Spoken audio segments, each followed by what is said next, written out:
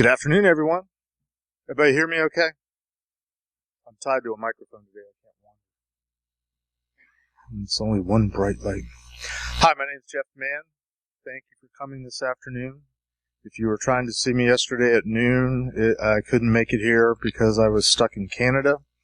But that's not all bad. This is my name, my contact information. In case you want to ever get in touch with me, and feel free to reach out to me. I like talking to people, answering questions. I like asking questions. And if by the end of the talk you want to get in touch with me, I might have this at the end again, but easiest way to find me is Mr. Jeff Mann on Twitter. Very briefly, just a snapshot of my background. I've been in the information security business for about 35 years. Spent the first part in the Department of Defense, primarily in the National Security Agency, which is what we're going to talk about today. Been out in the private sector for the last 23 years, doing mostly consulting advisory work. Started out doing a lot of penetration testing, vulnerability assessments, basically going out and talking to companies and trying to help them figure out their security problems and make them more secure. And I would be remiss if I did not mention that I spent a good amount of time in the PCI world. To which you're supposed to respond, drink.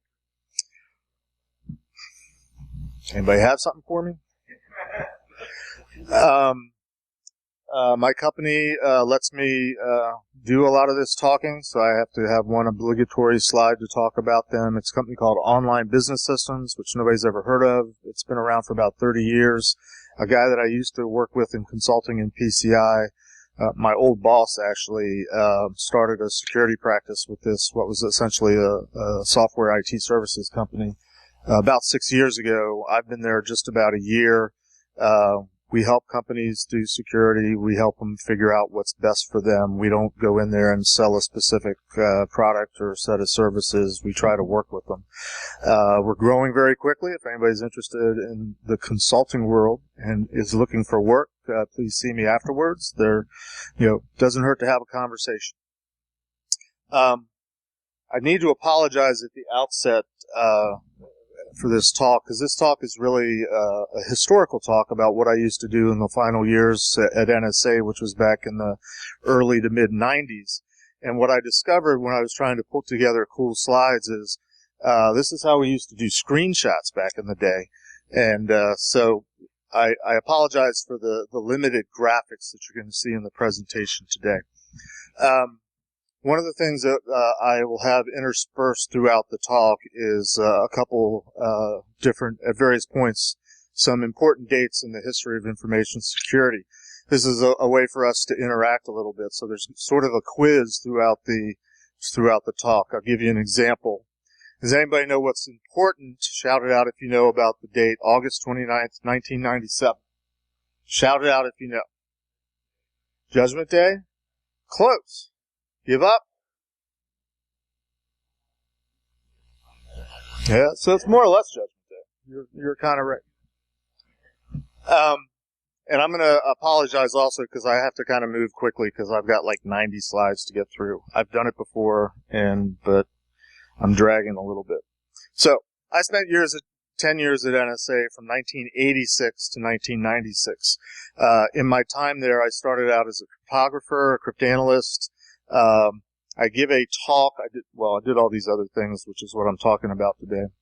I gave a talk a few years ago called Tales from the Crypt Analyst, which basically talked about the first 6 or 7 years that I was at NSA when I was doing cryptography. The last thing I did at NSA was the bulk of what we're going to talk about today, which was getting into penetration testing and red teaming. But just as a brief recap, because I think it's somehow tripping on a cord here, it applies a little bit to sort of the formations, at least, of my career and my mindset of being a hacker. When I first started out at NSA, one of my first assignments was my customer approached me. I was working in what was called the manual crypto systems shop. We produced paper crypto systems, primarily one-time pads. And I had a customer come to me and say, "We've got this PC on our desk, this cool computer.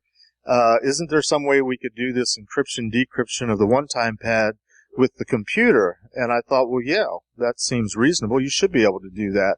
So I set out in an organization that only produced hardware at the time, and did something that had never been done before. So, lesson if you're a hacker or want to be a hacker or want to pursue a career in this field, one of the motivators, if you ask people that have gotten started in this industry early on, if you ever had somebody tell you you can't do something and that you see as motivation to do it anyway, that you might be a hacker.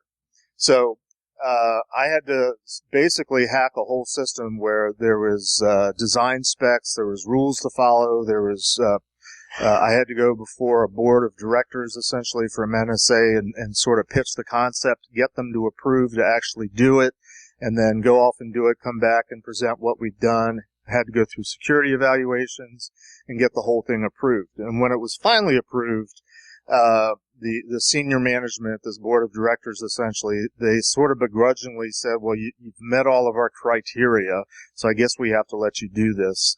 But don't do it again. So to my knowledge, I produced the first software-based encryption system that NSA ever produced. I had a rudimentary sort of like Microsoft Paint kind of program on my computer, and I redrew a Calvin and Hobbes comic strip years back. It's funny to me, probably more so than you, but I drew this thing sort of pixel at a time. It was all like freehand. And what's in there, though, is something called the Functional Security Requirement Specification, which was a big, huge document of all the rules of how you built hardware back in NSA, and I had to rewrite it for software, so kind of make it up as I go along. The other thing that I did early on in my career was I was working with U.S. Special Forces, and they used a one-time pad that used as their encryption algorithm, their method of producing cipher was something called a Visionaire table. And there's a sample of that. It's basically the alphabet offset against itself 26 times, but it's a reverse alphabet. And that produces unique three-letter combinations that the Special Forces would memorize, one letter being plain text, one letter being key, because a one-time pad is just a stream of key, and then the third letter would become cipher. Because the three letters are unique, they're reversible, so it works in reverse. They had it memorized, I didn't. So I just came up with this wheel because I'd been through a bunch of crypto classes, learning about classic cryptography, learning about cipher wheels, and I thought, there ought to be a way to make a cipher wheel out of this Visionaire square. So I came up with the concept, and I just did it for my own benefit. But they liked it so much, they actually kept stealing it from me. And so finally I said, would you like us to make these for you? Yes, we would. So we ended up making 15,000 of them and distributing it to Special Forces. I bring this story up to you because just a couple weeks ago I was at a conference and somebody asked me, a friend of mine, who I thought knew my story about the Visionaire wheel, he said, have you ever heard of the Diana crypto system that was used by Special Forces? And I sort of scratched my head. That doesn't sound familiar to me. So I Googled it. And I found this page on Etsy where some guy out of wood made this thing that looked a darn lot like this Visionaire wheel that I'd created, and it's labeled Diana Crypto System. So the guy that I was with, I showed him a picture of my wheel, and I said, does it look like this? And he said, yeah. I said, did you know I invented it? And he's like, no. So the upshot was I got in touch with the guy that built these things, and he was approached by someone that was a professor at the military war college. I think it's up in Pennsylvania, Carlisle, Pennsylvania, and the guy was ex-Special Forces and wanted to have the history of these wheels preserved, and so he had commissioned this guy to make a bunch of them. I've interacted with the guy. I've emailed him. He actually sent me several of them. They're up here up front afterwards. You can come take a look at them. They're show and tell, please, but take a look at them later. This is essentially what's up here on the stage right now. The guy that I'd been talking to, he had seen a copy of the wheel actually on Instagram. So that's a picture of the actual one of the production models. That's like the coolest thing I ever did at NSA, and I did it in like the first 2 years I was there. I've been kind of, coasting ever since. But I got a cash award for making this thing, and my boss, when he wrote up the little write-up abstract to put me forward for the cash award, he entitled it Man Reinvents Wheel. the middle part of my career, I became a cryptanalysis intern, and I moved over to the operations side of NSA, which is what most people know NSA for. That's the, communications intercept, collecting information from all what used to be just, foreign powers, our adversaries, our enemies.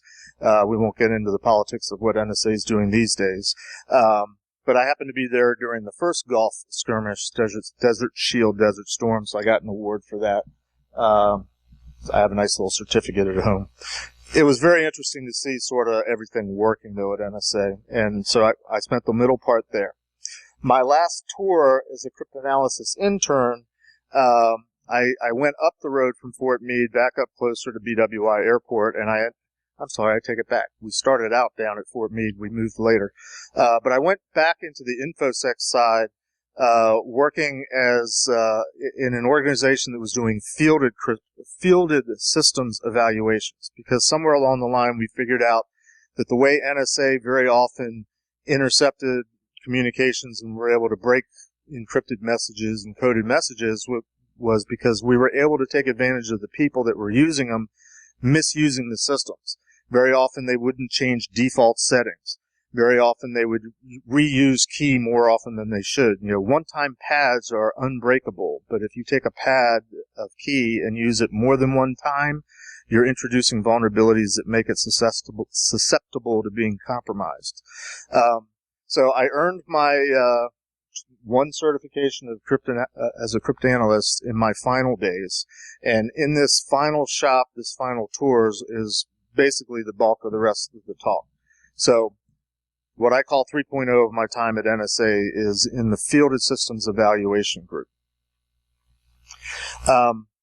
My first assignment was I had to do some sort of a technical analysis and write a research paper to earn my cryptanalysis certification. This is the device that I looked at. I don't know if they're still using it, but this was like one of the first digital, take an analog voice, encrypt it, digitize it. I think it was digitize it, then encrypt it, and then send it, reverse it on the other end. Very often the message or the voice that came through when it had gone through that whole process sounded a lot like Donald Duck, but nonetheless it was a secure system. I had to evaluate it to see if it was still secure, wrote a paper. That's what earned me my certification. But then something happened and changed the world. Does anybody know what this date is known for? I'm sorry? Very close. This was the date that the first, what came to be known as the commercial version of the World Wide Web browser known as Mosaic, came out. It wasn't the first browser, but it was the first commercially available browser. And that kind of changed the world because everything now focused on the internet. And that's actually what it looked like back in the day. As I said, one of these rudimentary screenshots. But thanks to Google, you can find stuff like that if you're willing to hunt hard enough. Does anybody remember this? Has anybody been around long enough to remember it? A few of us old timers. Were you? Excellent. Very good. You should be giving this talk. Okay. And then it became, because the internet became more publicly aware and more publicly available, of course, the idea of there being hackers and bad guys out there became more prevalent. Some of the early books that were sort of my textbooks, my Bibles on how to do security were books like these. Anybody know any of these books? Some of us might. Same hands are going up. It's the old people in the room. Raise your hand if you're old. You're going to be able to say yes to my questions. I've added this just in the last week. One of our main inspirations, and for a lot of us, the people that are raising their hands, was this guy. Clifford Stahl wrote a book called The Cuckoo's Egg.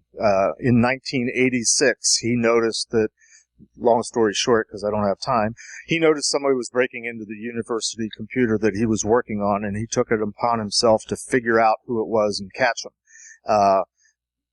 A fantastic story. He created things that had never been done before, and some of the things that we take for granted now in terms of forensics and detection and threat monitoring, threat hunting. He was doing it sort of analog back then.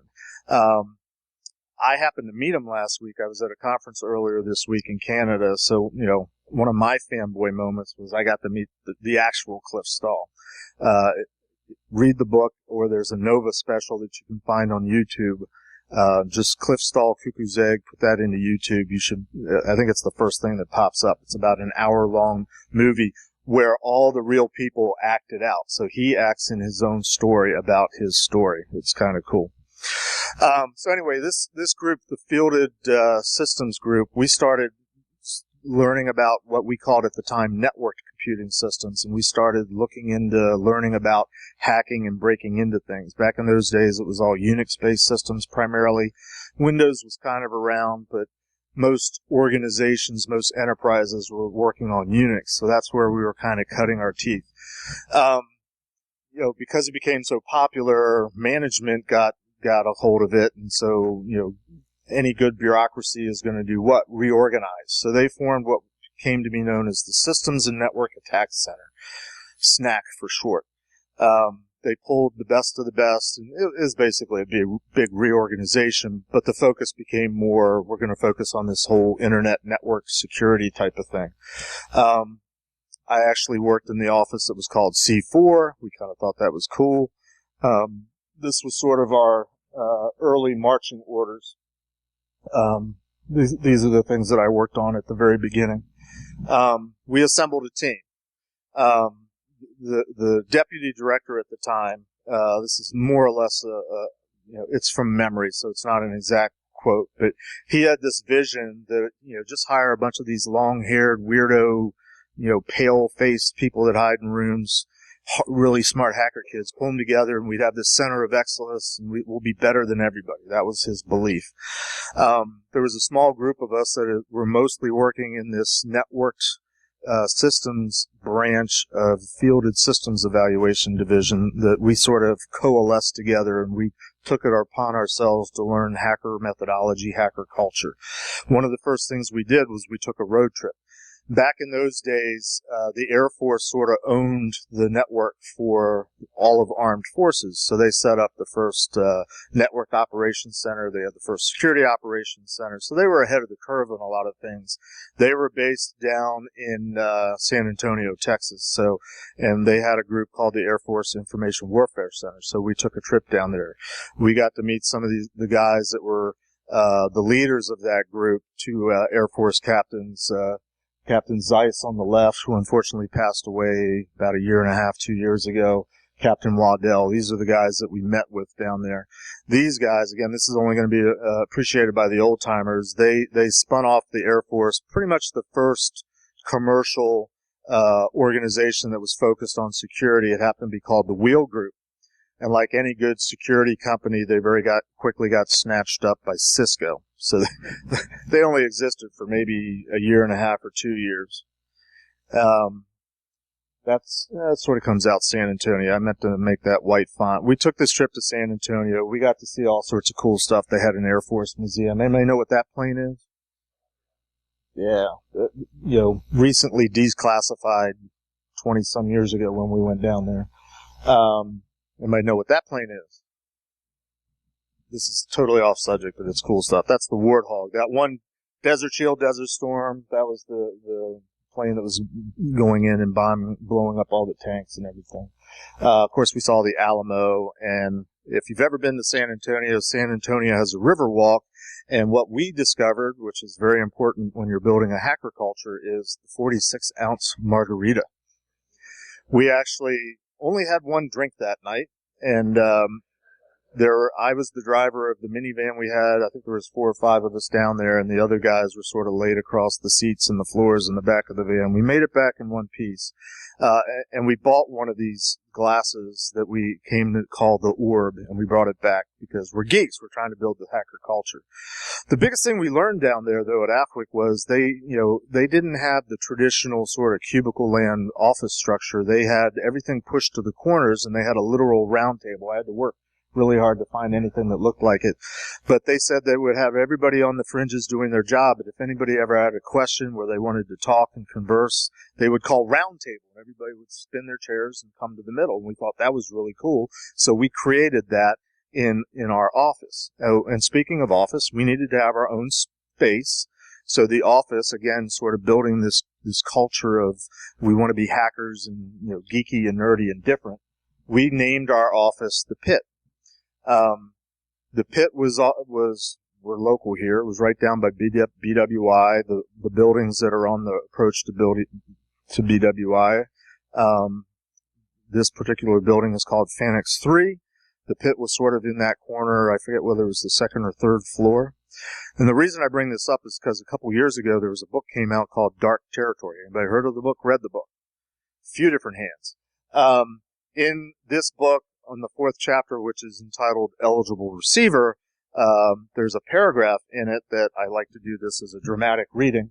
In the middle there, during its most sensitive drills, the red team worked out of a chamber called the Pit, which was so secret that few people at NSA knew it existed, and even they couldn't enter without first passing through 2, not 1, but 2 combination locked doors. So somehow the legend of our office, which we nicknamed the Pit, made it into a book. So we thought that was kind of cool. We also had to work on, how are we going to do this thing called hacking and breaking into things to test the security of it? We didn't have anything back then. So we worked on developing a methodology. And of course, we were doing something different, and so we ran into because we were working for a government organization, we ran into some red tape, but we had some ground rules. One of the important ground rules, at least from our management's perspective, was everything that we were doing against classified systems had to be classified at the level we were doing. Keep that in mind. Because we were doing something that was kind of different that they didn't understand, they were all engineers and used to hardware, not this sort of ethereal, just working in the ether, magical software hacking stuff. We had to get permission to do everything. And permission in the government, like any good bureaucracy, takes a long time. Everybody has to put their signature on it or their initials to check off on it. And it would take literally weeks and months for the paperwork to go from desk to desk to desk to desk to get all these signatures. That was a little bit bothersome. More on that later. We came up with what essentially is, I think, roughly the methodology that most of us know today. There's a right way to go about doing this thing, trying to figure out the security of a network, but it hadn't been written down before to our knowledge, so we had to figure it out all by ourselves, and lo and behold, it's pretty much what we have today. But what some people call OSINT these days, we simply call it recon. We would decide what our targets were going to be by trying to discover things on the network, figure out based on what we were seeing how we would approach attacking it and trying to break in, and so on and so forth. When I was putting this talk together originally, I had to start thinking, well, gee, what didn't we have? Because, there's so much that's automated these days. There's so many tools available. So, this is not certainly an exhaustive list, but, just so you understand how hard it was to hack back in those days, because it was cold and it took us 15 miles in the snow to walk to the computer. We didn't have some of the basic fundamental tools that a lot of people take for granted these days. So please have pity on us, old timers. A little bit of our tradecraft I would like to talk to you about, and what we did have. And this is where I need to sort of reiterate the disclaimer that anything that we use as far as an attack tool was technically had to be classified at the level of the target that we were going after. And because we were NSA, we were naturally going after top secret networks. So everything we did got labeled top secret and above. So my disclaimer is I'm not going to talk to you about things that we necessarily were using. I'm going to talk to you about things that were used at the time. Nudge, nudge, wink, wink. You with me? All right, so we had network sniffers. They were hardware. They were devices. They were like 30, 40, 50 pounds, and we would wheel them around on carts and plug them into the networks in the network's office. Yes?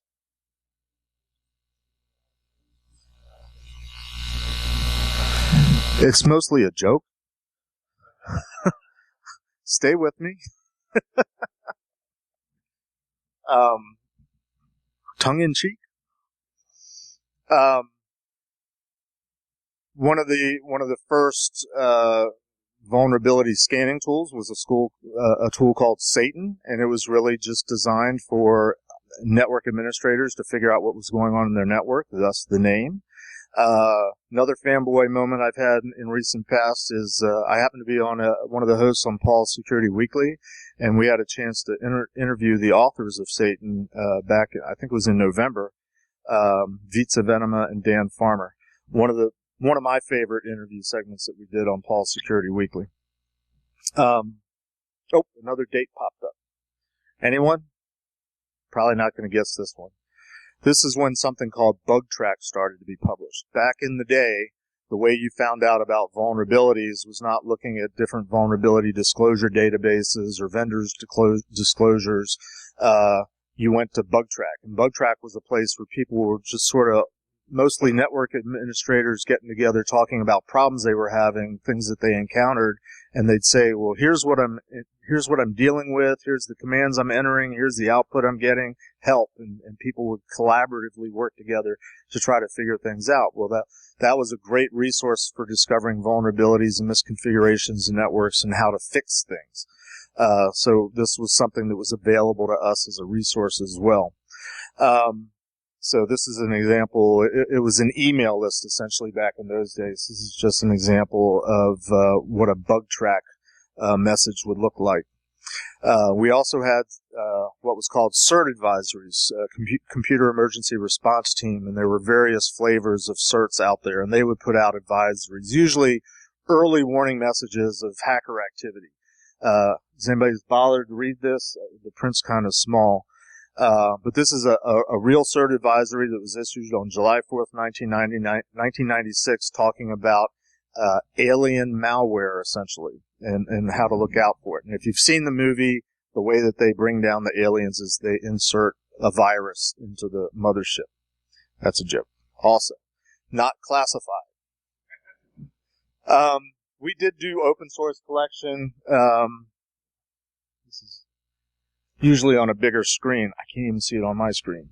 Back in those days, there were, most of the information that was on the internet was really on databases, usually on university campuses, on mainframes. So there was various database lookup, very rudimentary tools where you could look up things that were called Archie, things that were called Gopher, that were different sets of computer databases, network university databases, where you could do some rudimentary searching. There was no such thing as network address translation back then. Everybody was internet routable. If you were a company, you went out and bought your IP address space, whether it was a class A, B, or C, or some subnet portion of that. And it was all DNS, and it was all pretty much freely available, so you could do lookups and find out what your target space by just typing in the name of the company that you're going after. Or in this case, it was the military. But again, this is stuff that was available at the time.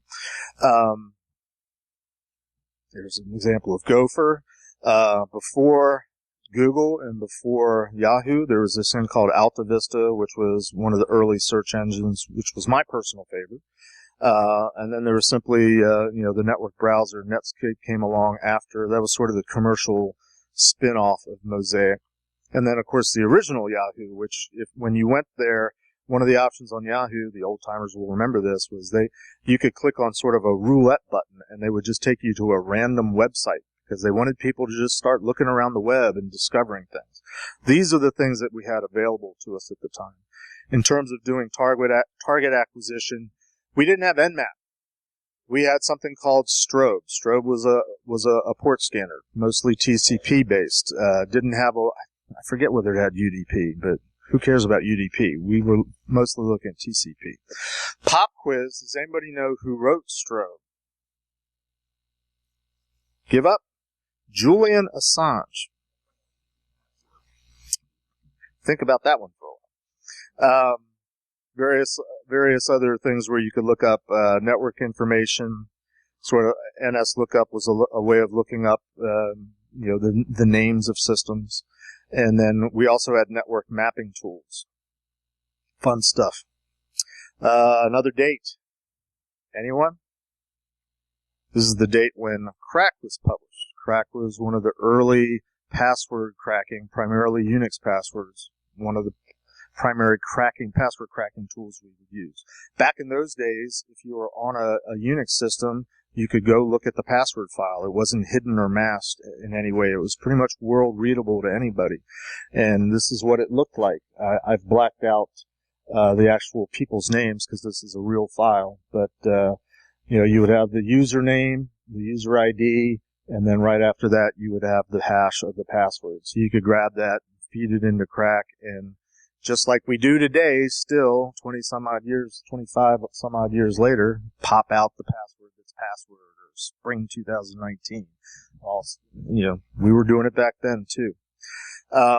One of our common attack methods then also, again, because it was Unix, was to find programs that were running in what was called set UID 0, which meant the program ran as the author, and the author was set to root. So a very common trick of breaking into a system and getting root privileges was to find one of these programs and just figure out a way to halt its execution or to break its execution, because very often they would stop and halt and just stop in the state of they were root, and they'd drop out to a shell. You get the root prompt, you do a little root dance and be excited. What do we call it these days? Popping a shell? We used to call it the root dance. So those were a lot of the techniques and the things that we had available to us at the time. And as I said, doing all those things on one level was problematic because it would take so long to get the permissions to do all these things. There was also sort of this political power struggle going on because, again, NSA, in addition to them being, at a management level being kind of weird about, what are you doing? This is all kind of foreign to us. There was also some concern, very legitimate concern, that what NSA does, according to our charter, is we only do it against foreign adversaries and foreign powers. We're not allowed to do what NSA does to U.S. citizens. And so even if you're doing it, from a good guy perspective, from a white hat perspective, we're the good guys trying to break in to tell you what all your problems are, this became problematic.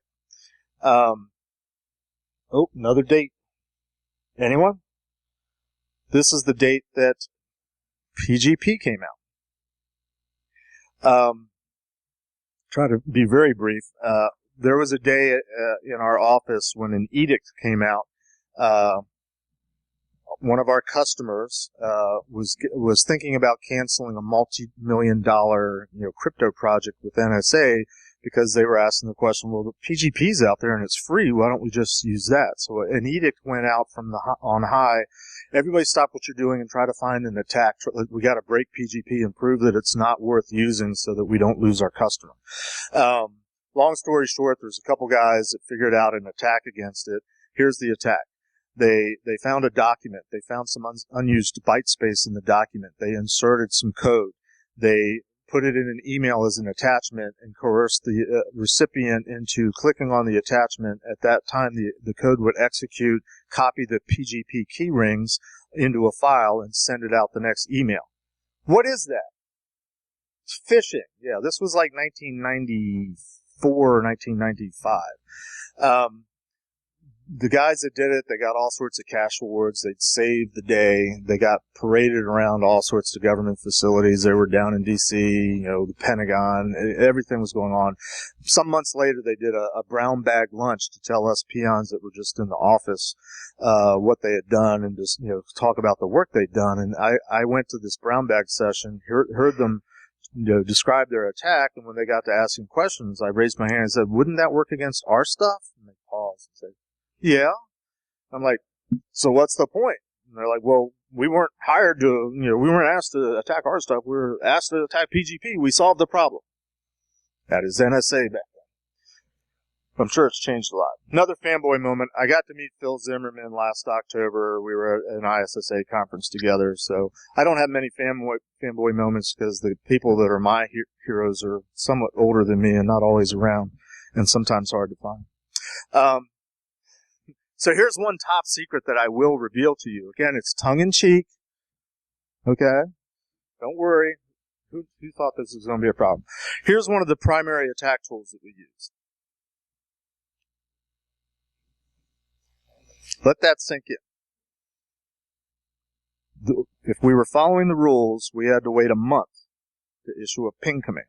because we had to have 12 levels of management sign off on the fact that we were doing ping. Obviously a problem. Obviously not really classified. Obviously there was a misunderstanding.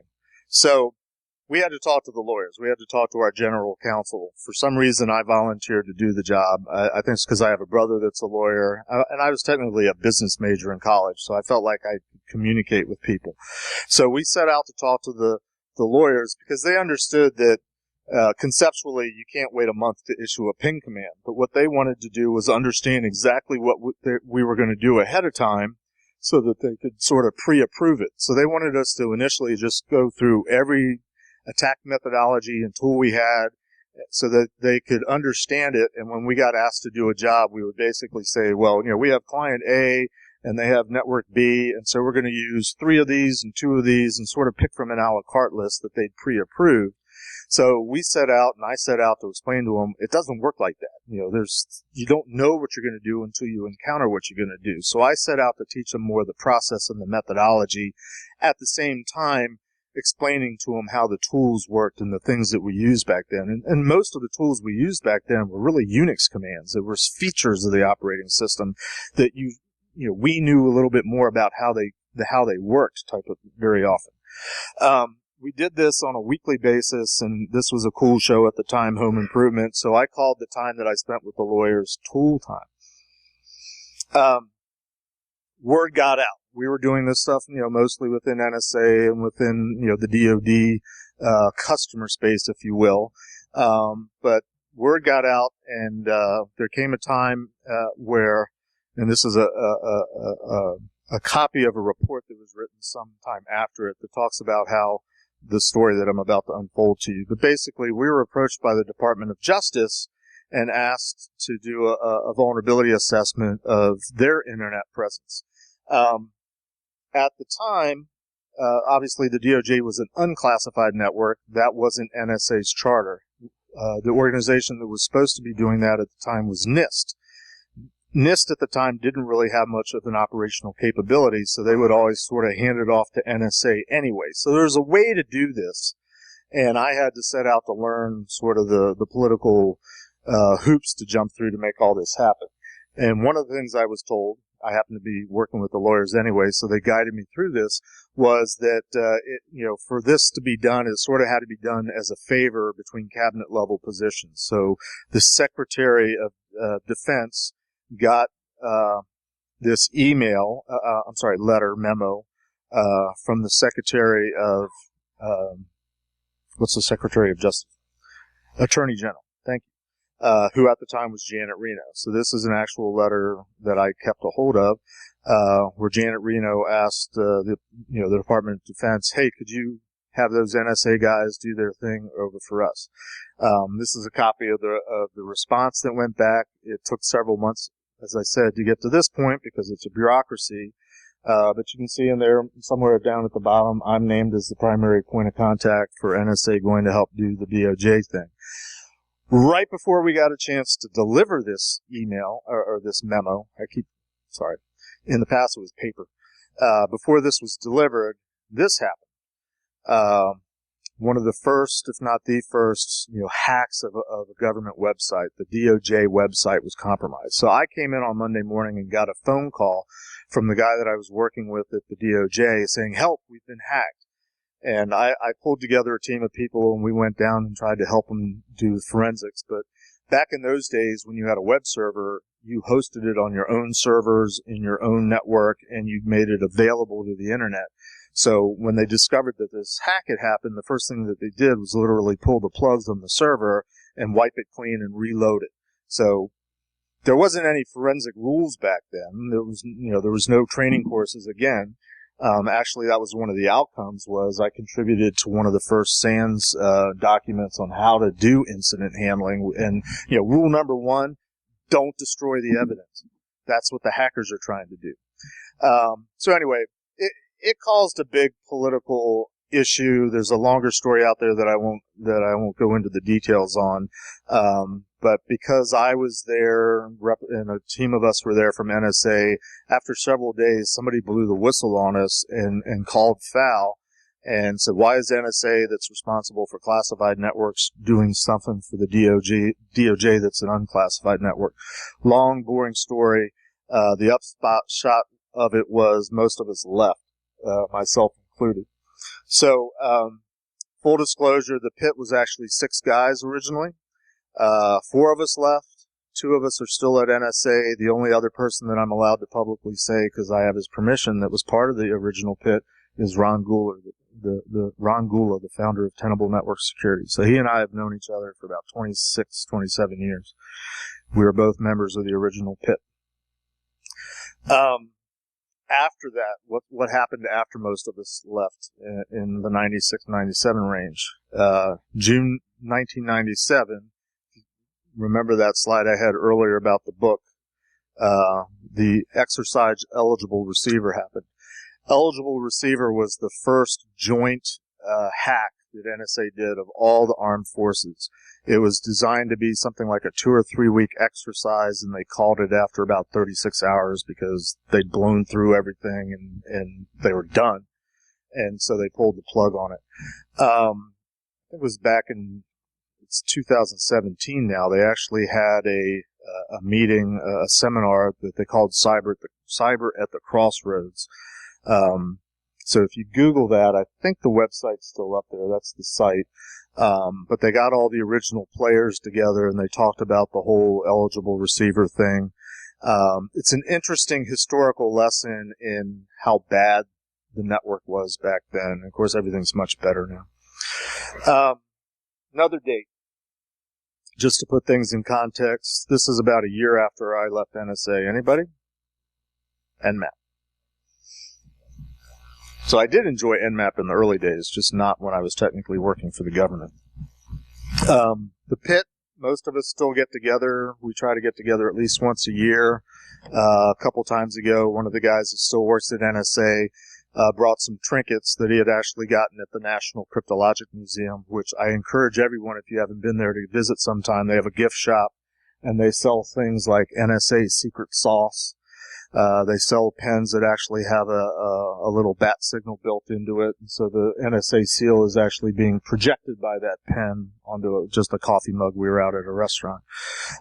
They've got T-shirts, they've got flasks, they got shot glasses, all sorts of cool stuff, and it's a really cool museum. I encourage you to visit it.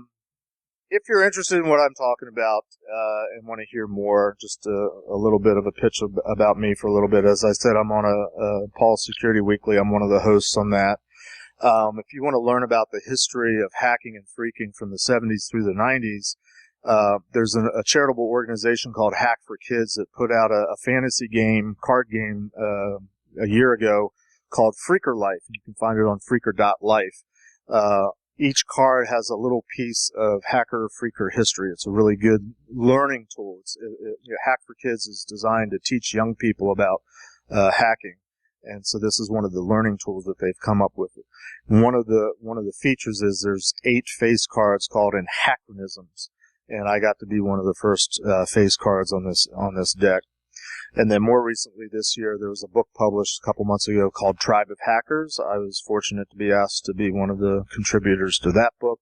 Next week, I'm actually going down to Texas. They're hosting an all-day Tribe of Hackers Summit on Thursday. If you're not going to be in the Austin area, they're going to be live streaming the event. I think it's 9 to 5, so I guess that's Central Time.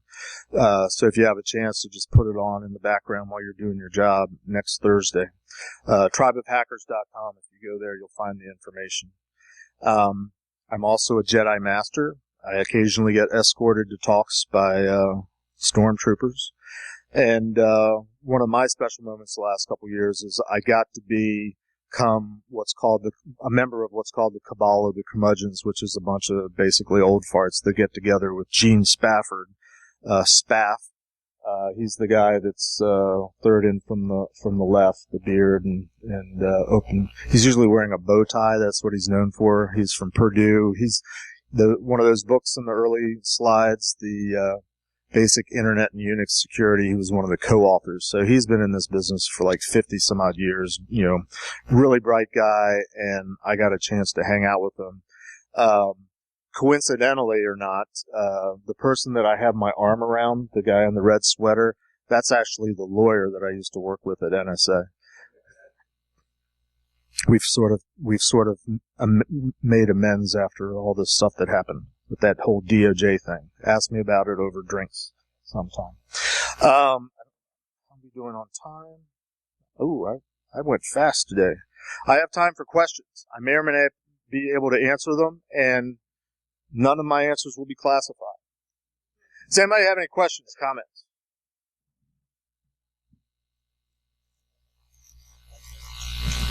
Nothing. Yes.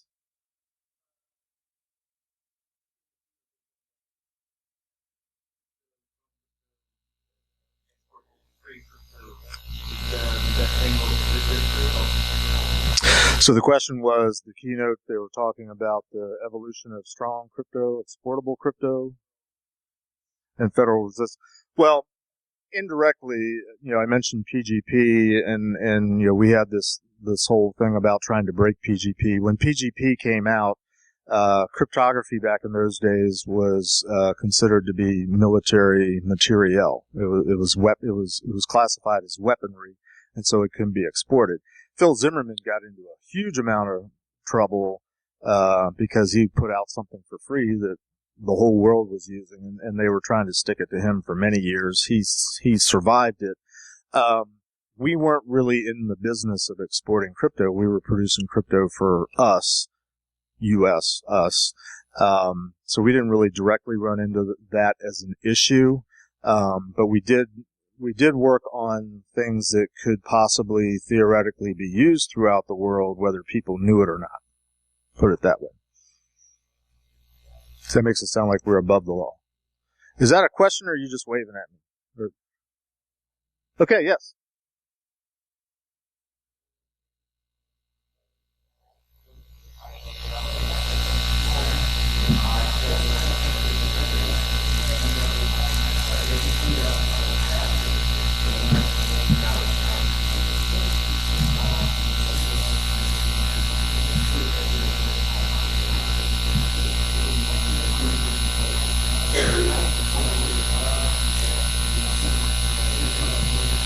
So the question was, before there was the concern of the confidentiality of data, was there not also a concern about the integrity of data?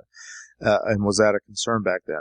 The way I learned InfoSec in my entire time at the DoD was the idea of data security based on confidentiality, integrity, and availability. We called it CIA for short. And that's fairly common. I think a lot of people know it. Always been a concern. It's been a concern for thousands of years. The idea that you need to keep your secret information secret so that nobody else can read it.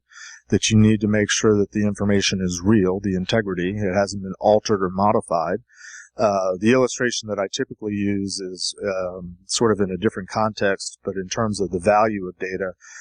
If you think about a battlefield where there's a skirmish going on and you want to call in an airstrike, it's pretty darn important to call in the right grid coordinates or GPS coordinates so that the planes that are dropping the bombs, or these days the drones that are coming in to drop the bombs, are dropping it in the right place. Extremely important information. The confidentiality and the integrity of that information is really important right up until the time the bombs drop, and then not so much. So I usually tell that story in the context of not only the in terms of the confidentiality, integrity, and availability of data, but also in terms of the value of the data, the shelf life of the data, how long you need to protect the data.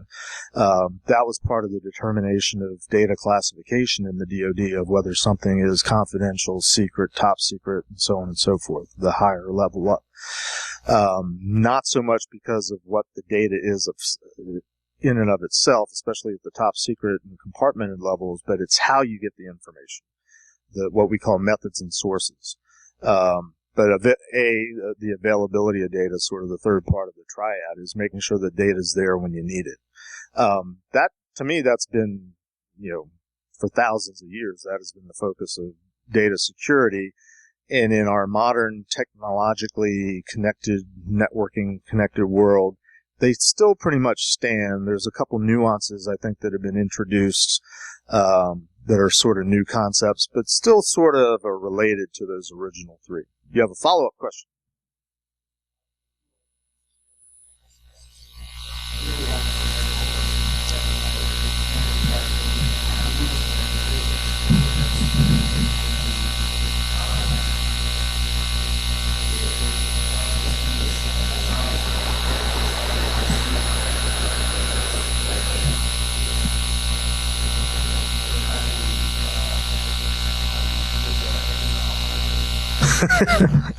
I'm not going to try to repeat that. The question is, you're really worried about the data and especially the network traffic that gets transmitted where and how. Fair enough? Yes, it's a concern. Any other questions? We can talk later if you want. Yes?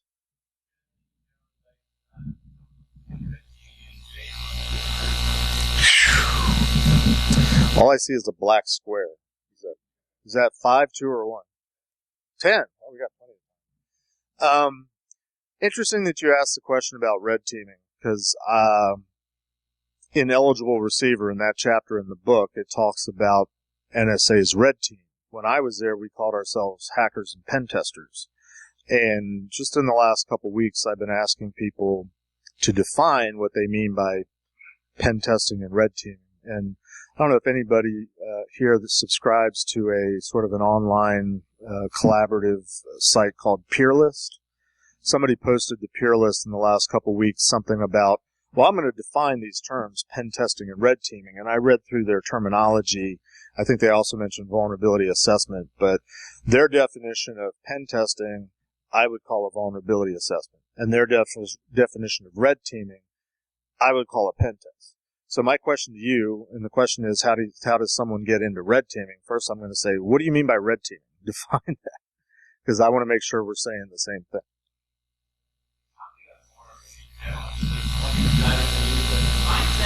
Mm-hmm.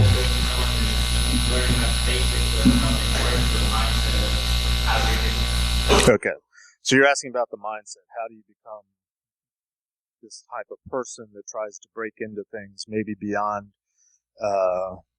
simply using tools that automate the results, but how do you take those results and put them together? That's a fair question, and I don't have an exact answer, because I have a suspicion that that mindset is something that's not necessarily something that you can grow, and I'm happy to be proven wrong on this. I think it's sort of it's something that's built into you, a natural curiosity, and there's certain tendencies, I think, in our personalities that can indicate that we got it or we don't. And I don't mean to say that you either have it or you don't, but I've met a lot of people over the years that are in this business as pen testers or red teamers or whatever you define it, people that are trying to break into things or figure out how things work or figure out how to break things in hopes of fixing things, whatever you call it. They all have, if they're good at it, they all seem to have sort of this natural curiosity, this propensity to break things, this drive or hunger to figure out how things work. And if you can teach that to young people and cultivate that, great. In another context, I call it critical thinking. And I think there's debates among scholars of whether critical thinking is something that you're just born with and you have the aptitude that can be cultivated, or whether it's something that can be taught. I'm not convinced that it's something that can be taught. I think it can be taught up to a certain degree, but if you don't have that little whatever it is in your personality and your character that makes you want to break things or figure things out, the curiosity, I don't know if that's something that can be captured. What I can tell you is, like, when I went to work at NSA back in 1986, I filled out an application because I heard that they were hiring. They asked me to come up to Fort Meade for like 2 or 3 days of testing. So I took a series of aptitude tests. And it was probably 12 or 15 tests. I certainly don't remember all of them. But the ones that stick out to me are, one was you were given a page, or a couple pages of, paragraphs and sentences, messages that have been intercepted that was in a made-up language. It was not a language that existed. And they would ask you to figure out, can you tell me what the nouns are in all these messages, or what the verbs, what sense can you make out? In a series of questions just based on sort of the construct of the language without knowing what the language was, because it wasn't a real language. One of the other tests that I took was simply they would show you a two-dimensional picture of a three-dimensional object, let's say like a pyramid or a cone, and you had 4 choices, and they would say, what does this object look like from above, or what does this object look like from behind? I happened to do well on that. I was like, oh, this is easy. I picked out all the answers, but I met people, coming out of the test that really struggled with that. So is that something you can learn, or is that something you're born with? NSA tended to hire a lot of people with liberal arts degrees because for some reason they made good crippies, because whatever makes somebody a good artist or thinking outside of the box made people good crypt analysts, which is a lot of what they do and did. People that are good at puzzles, people that like to do puzzles, they tended to hire. So they recognized characteristics over the years of people that they could cultivate, but I don't know if they ever went as far as saying you're either born with it or you're not. Am I answering your question at all? Because I don't know how to answer your question. You either got it or you don't. If you're hungry and you want to get into it, you'll find a way, I guess is what I'm saying. Time to call it? All right. Thank you very much, everybody. Feel free to reach out to me if you want. I have stickers up here.